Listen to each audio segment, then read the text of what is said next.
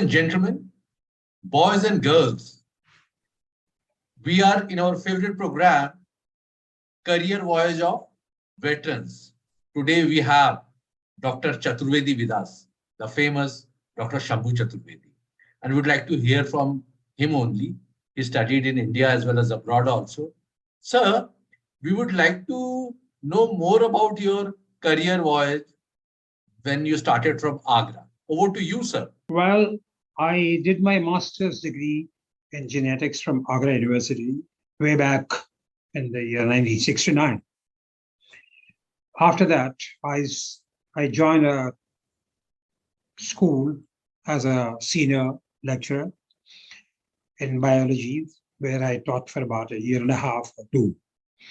Before that, I was just concentrating on joining a career in either in army or in medical science.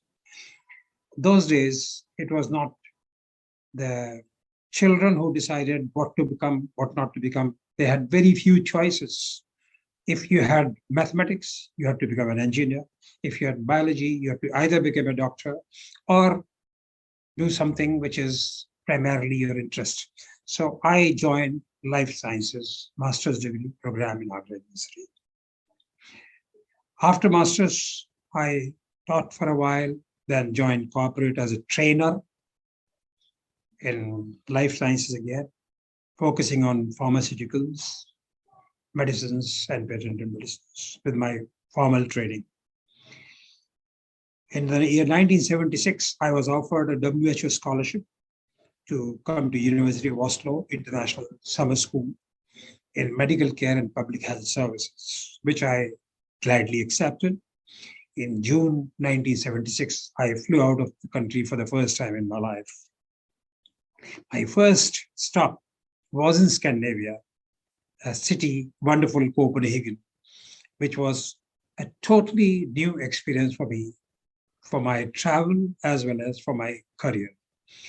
From Copenhagen, I came to Oslo, where I was wonderfully received at the airport by the managing director of the University of Oslo. He was an American guy, Dr. Philip Boardman. A senior gentleman hugged me at the airport and gave me my first meal of the day.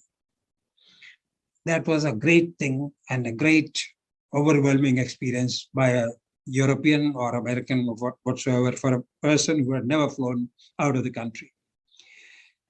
Next day, I started with this WHO program, Medical Care and Public Health Services, which was designed on a social welfare state, Norway, Sweden, Denmark, and countries where healthcare was primarily reaching to everyone, to the every nook and corner of the city, wherever you are, you get the best healthcare services. That's what we were taught, how to get the healthcare services to one and all.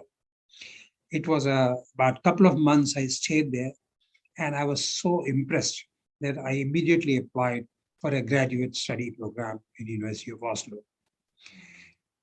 I came back to Oslo in the year 1977, joined as a graduate student, did my higher degree, then master's.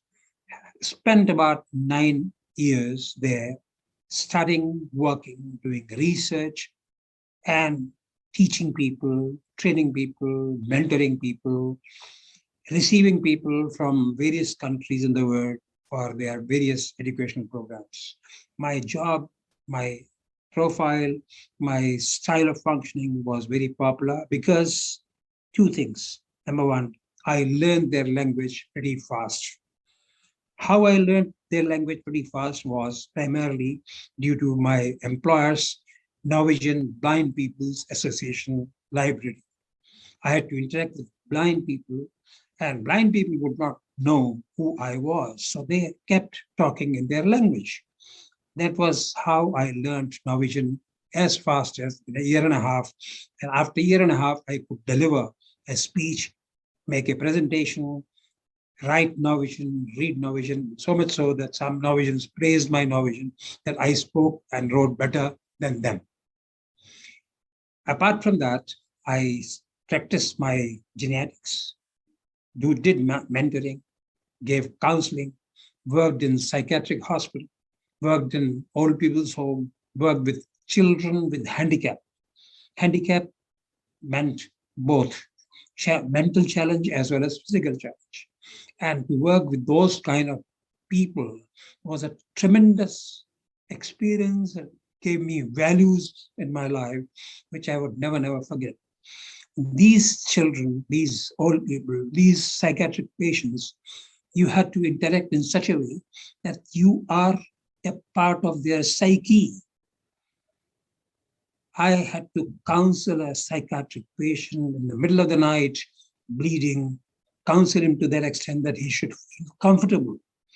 Treatment comes later, counseling comes first. So my primary job was to counseling and call the medical doctor to heal his wounds, both physical, mental, psychological, and disruptions in the family.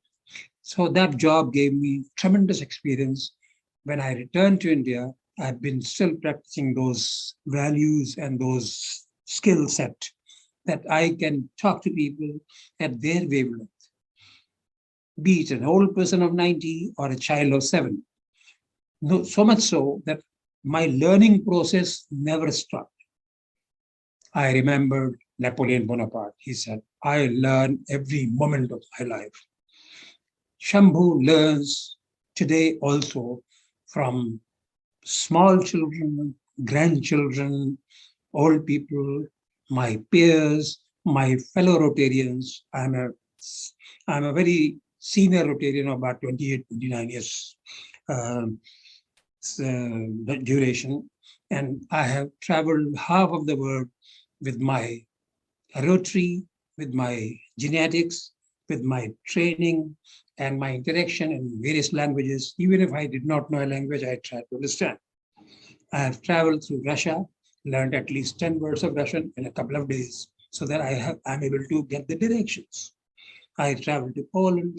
I traveled to countries where I did not know anybody, yet I made it. My success has been primarily because of my intentions and my ability to learn from every single moment, every single day, every single hour, and people like my granddaughter, my daughters, my peers, my fellow Rotarians. I give lectures on various management programs. I'm teaching in management institutes as an invited faculty, as also as a resource person. I delivered a lecture on management in a school, management school. I won't name the place, where they did not know even English. And for 2 hours to speak on management in a non-AC auditorium with 250 people, it wasn't easy. Yet, when I completed my lecture about 1 hour and 45 minutes, the director came and said, you have to join us as a faculty, which I could not have joined, certainly.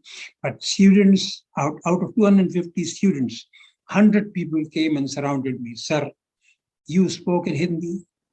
Many people refuse to speak Hindi. Many people don't know how to present their presentation in Hindi in management, which I did. Not that I'm a great linguist, but to learn from people makes me a little extra, and I am still learning. I'm learning from Pranav. I'm learning from my interaction with you. I learn from students wherever I go. I learn from audience wherever I speak, and I try to make it interactive. Thank you very much.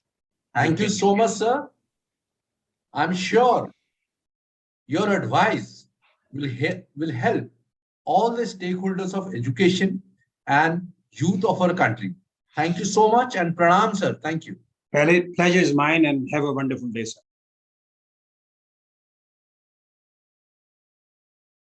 Ladies and gentlemen, as students of Delhi Public School, Bangla East, we, Ashriya and Melanie, are excited to announce that EDU TV has started a movement for higher education for all.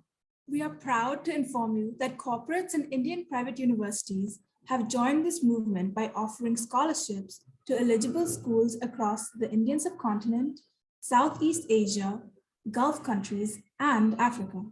These scholarships are based on merit, sports, extracurricular activities, need-based, principal's recommendation, innovation by students, girl scholars, wards of defense personnel, daughters and sons of teachers, admission aspirants from remote places, SARC country aspirants, students who studied in war zones, single parent, students with more than 2 siblings, and students whose parents are not eligible for bank loans.